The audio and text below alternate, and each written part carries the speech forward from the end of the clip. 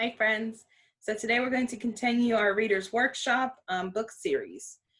Today we're going to focus on planning the very best way to share a book. We're going to keep talking about how good readers share their books, right? Especially if it's a really good book. You don't just want to sit there and enjoy it by yourself, right? You want to share it.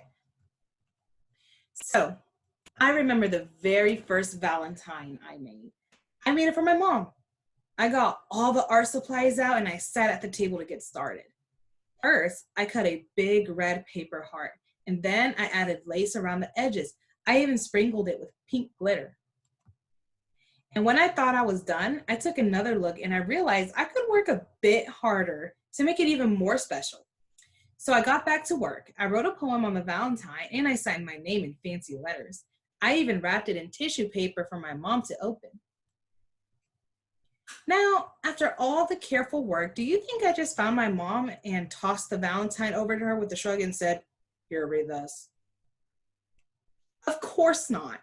I wanted it to feel really special. So I tiptoed into my mom's room and I gave her a big hug and told her I made a Valentine just for her. She was so excited.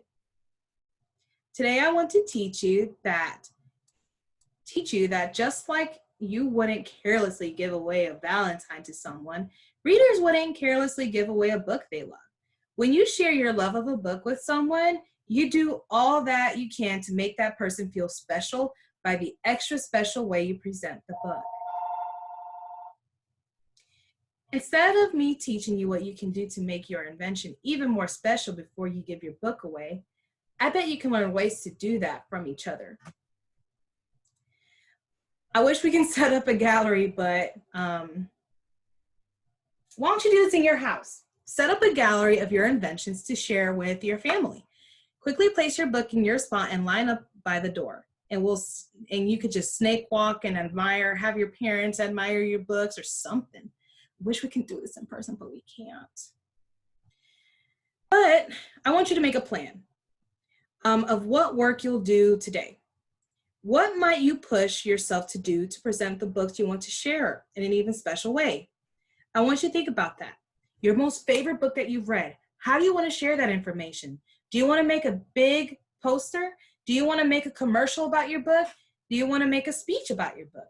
Do you want to make a poem about your book? Do you want to make a Valentine about your book? I want you to think about a very special way. Maybe you want to make a PowerPoint about it.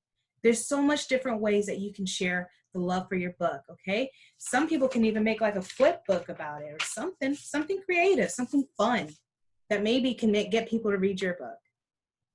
So I'm sure that there's so many plans that you guys have for sharing your books. Unfortunately, we can't do as much with it with all of this. But the love you have for your book is sure to come pouring right out when you give your book away. So when you go back to your books, look at what you have marked, okay? And make sure those are good examples you want to share with others, okay? So let's review what we're going to be doing today. Let me go ahead and log on to Schoology, or maybe I can pull up my plans, May 18th, week of.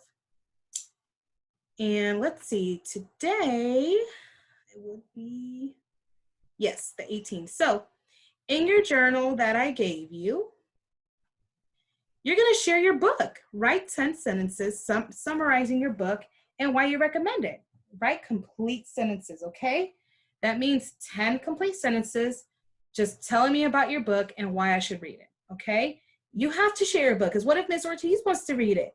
If you do really good, I'm not even posted on Class Dojo, so maybe we can all share our awesome books and what we think about, okay? So that's all for today. If you have a question, feel free to send me a message on Class Dojo.